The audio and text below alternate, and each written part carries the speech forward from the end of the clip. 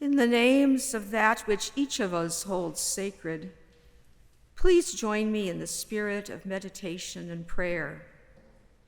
With compassion, solidarity, and resolve, may we take action to reduce great suffering, genocide, war, displacement and unwanted migration, hunger, a lack of housing or access to life-saving medical care, poverty, and the desperation and hopelessness that often accompany it.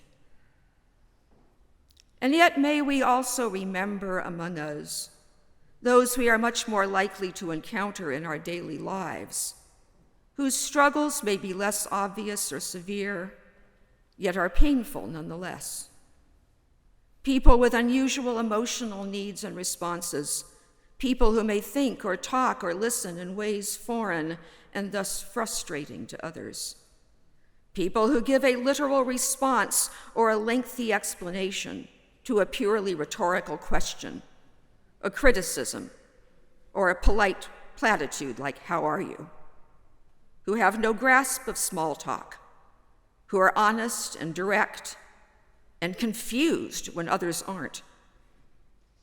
People who have uncomfortable sensitivities to sounds, textures, or smells, who are easily overwhelmed by too many inputs.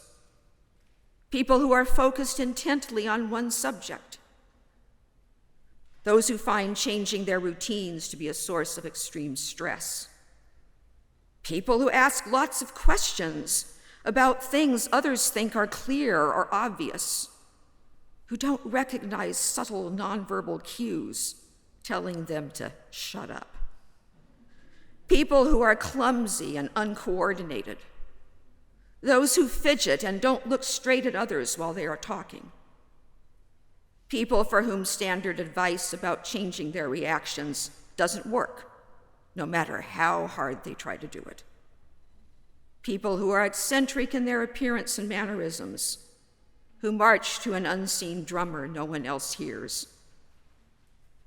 Yes, people who don't meet the standards of capitalist productivity, by which most of us, whether we realize it or not, use to judge the attitudes, abilities, and ultimate worth of others. People far too often wrongfully condemned as naive, antisocial, individualistic, manipulative, self-centering, lazy, lacking empathy, or motivated by a horrendous sense of entitlement to nonconformity.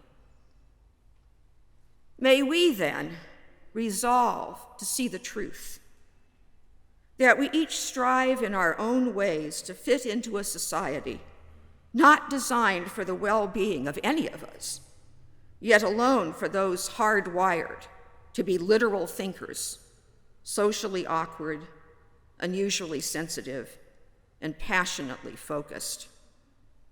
Autistic and other neurodiverse people have struggled too long to overcome the self-righteous assumptions and demands for conformity demanded by the neurotypical majority to alleviate its discomfort with difference.